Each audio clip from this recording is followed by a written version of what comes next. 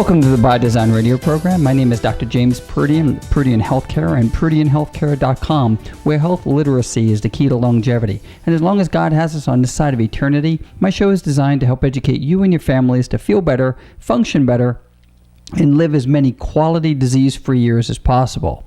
Well, that's about the 109th time I've introduced myself in this show, and good and bad about today's show is I'm going to miss all you guys. This is my last show, as Tandem Radio has given me this very blessed opportunity, along with The Bridge, to come and speak to you about 16 or 17 minutes every Saturday. And I really want you guys who have been listening to me to be just to let you know how thankful I am that you are on the other side of this microphone. I'm a little bit of a warm fuzzy guy, meaning that when things like this happen, I do act a little emotional. It is a very special opportunity granted to me by God to be able to educate and to teach. I take my career very seriously. I'm very blessed, and I'm so thankful for the opportunities that have been given to me, both in clinical practice and in the educational world, that as I come into the last show, and I've always used Luke 1:37 for our Bible verse, for with God nothing is impossible. I love that Bible verse. I built this show around God's design, what God's design means for us from a physical, nutritional, and psychological perspective. I try to follow that model every day of my life. At the age of 48 years old, it's worked very well for me, built my practice around it, and I thank God for the ability to be able to translate all of this complicated science stuff, hopefully into something that you found enjoying, educational, and it came across as literate, because health literacy is the key to longevity. If we go back, and you could go to my YouTube channel, all of these shows are going to be stored there now for whenever they take them down. It's my channel, so I guess it'll be there for a long time. We took the show apart initially by creating 8 foundational subjects: detoxification, inflammation, energy, epigenetics, stress, structure, digestion, and immunity. And those 8 foundational building blocks we built a pyramid around. And I actually have published a pyramid around these 8 building blocks. And they were the foundational subject matters. Foundation meaning that everything was built upon them. So when I look at a patient, for instance, I'm thinking about detoxification, inflammation, energy, stress, structure. And I wanted you guys, and hopefully in your health journals, or you could email me, I'll be happy to send you a picture of my pyramid. It's also on my website, naturalhealthcarecenter.com. I think it's a great illustration that you keep with you. If you remember me now as you go about and take your health journal and really apply the knowledge that I've given you, and hopefully other people a whole lot smarter than me who have written great books, and I've given you some great authors, because the whole purpose of the show is based upon the fact that we're really good at going to an architect to design our houses. We understand that we need to look at a schematic if we're going to fix something. I know I do anyway. If I have to go fix something, I need a picture of the way it was designed. How was it built? And that's the reason that design is so critical when we look at our health, when we look at the way we are put together, the way God made us, this miracle of life. So over the last 2.5 years, or however long I've been speaking to you guys on the radio, that was the whole purpose. The purpose is, I go, knee to knee with thousands of patients every year, and I really can't believe how, I'll pick on guys for a second, a 50, 60-year-old guy could know every nuance about their insurance plans, their 401k plan, their 529 plan. And if they don't have a salvation plan, then that's the most important thing in their life. And then I look at their health plan as something that is extremely important. And I don't mean the healthcare plan like you have Aetna or Blue Cross Blue Shield. I'm talking, what is your health plan?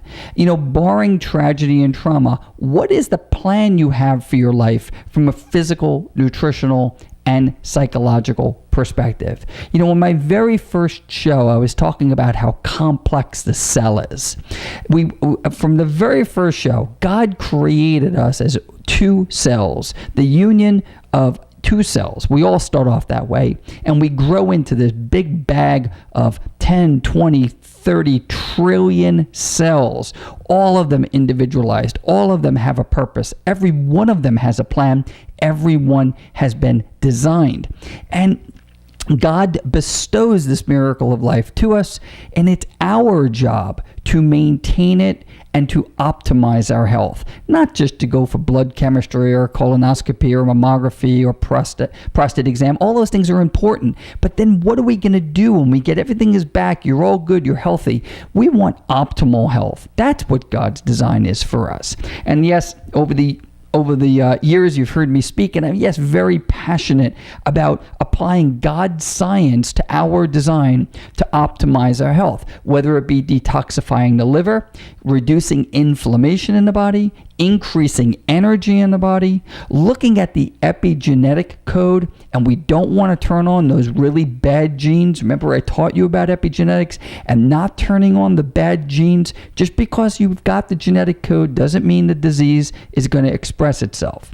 Then we looked at stress and how stress hormones have a huge impact on how we feel, how we function, and yes, how long we live, and how they contribute to chronic illness. And then we looked at structure, the very structure of that cell back in week 1 when I was talking about cellular complex, and we talked about systems biology and how all of these systems work together as one, going back to that very, very first week of not following man's plan, but creating God's plan in our life, because that's going to reduce the incidence of chronic illness like heart disease and cancer and type 2 diabetes.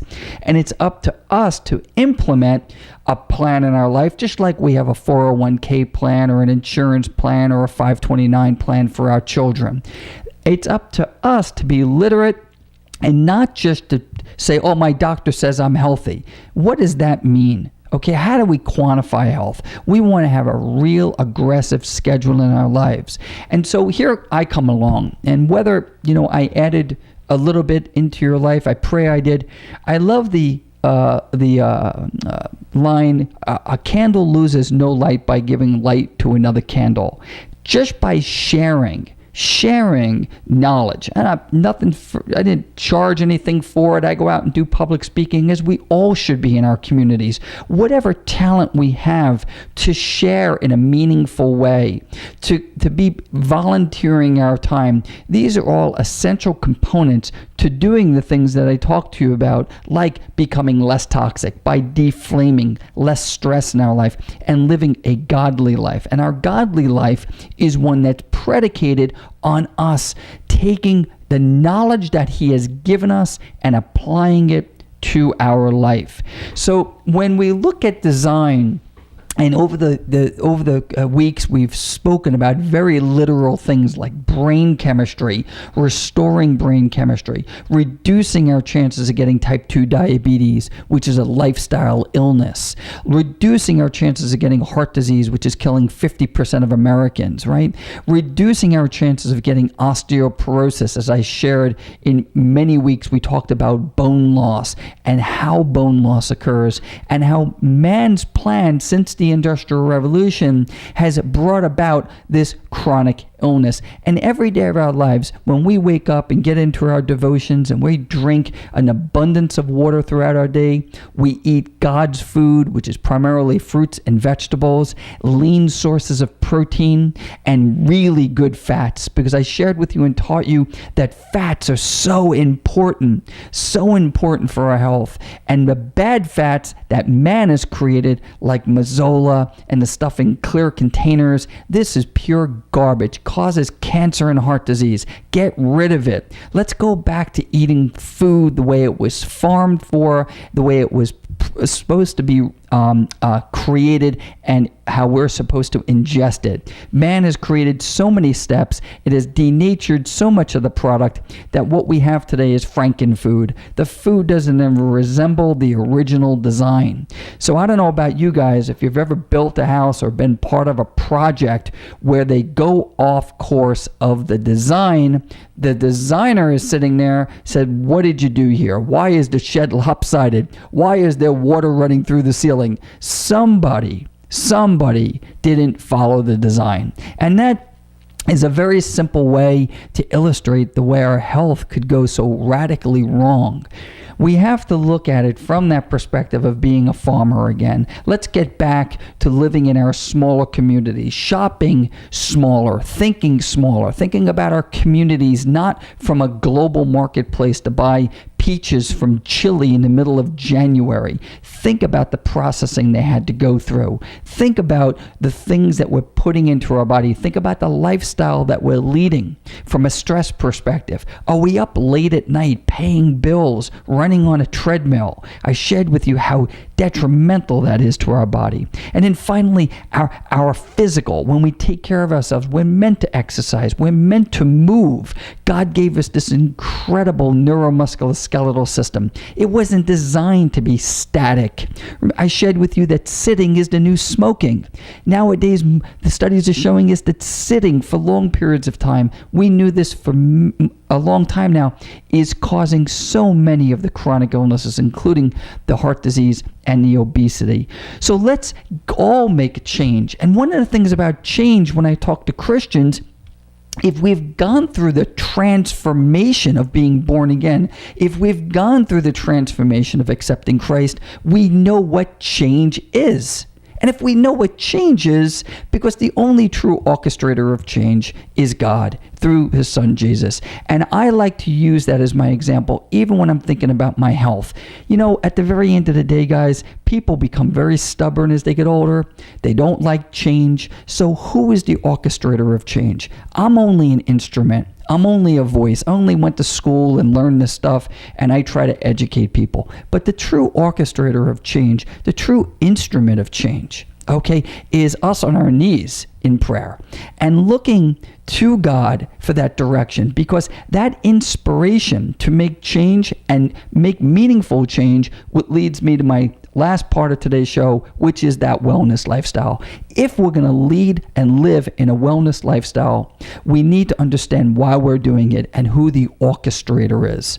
And that orchestrator, that guy who's running the orchestra, is God. We are nothing more than playing the fiddle. And I don't mind playing the fiddle as long as he's leading. So my point today is bringing a lot of this subject matter together. Let's shed light to our neighbors and friend. Let's be that candle. Let's look at Luke 1:37. For with God, nothing is impossible. He is the orchestrator of change. Let's take ownership of our wellness lifestyle, following his design.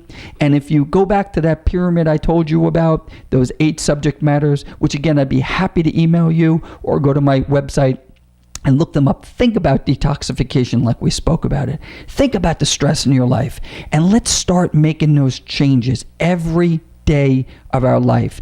Clean out those kitchen cabinets. Let's make sure God's food is in our home. Let's make sure we do it for our children as well. I shared with you that a child who's obese by the time they're 18 years old has an 80 to 90% chance of staying that way for the rest of their lives. They're our children. We are in charge of their decision making, especially when we're looking at man's influence coming through the TV set, coming through the iPods, all of the technology today. It is up to us to build a wellness lifestyle in our children, teaching them and educating them so that they know what the proper decisions are in their lives. And I think as parents, we all pray for our children to make godly choices in their life, not to live a toxic lifestyle. I don't just mean a nutritional toxic lifestyle. I mean a man-made toxic lifestyle that I see every day on TV and in the movies and in radio,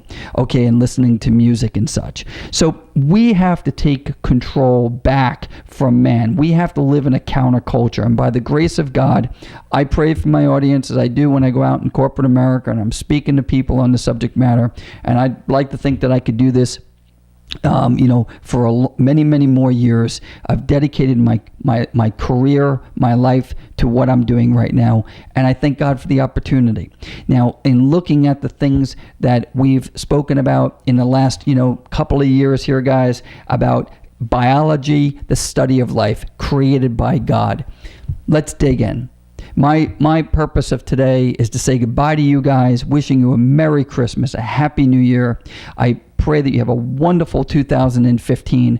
Remember to keep your health journals. And if you haven't started a health journal, we need to go to the store, buy a $5 manual, and start writing it down. Follow a plan. Follow a design that was set up by a designer through the things that the foundational pieces of our life, and live that wellness lifestyle. You will have better clarity of thought. You'll have better relationships. You'll have less stress. You'll have more energy. You'll have more flexibility. You'll feel better. Why do we want to feel better and function better? So that we can serve Him.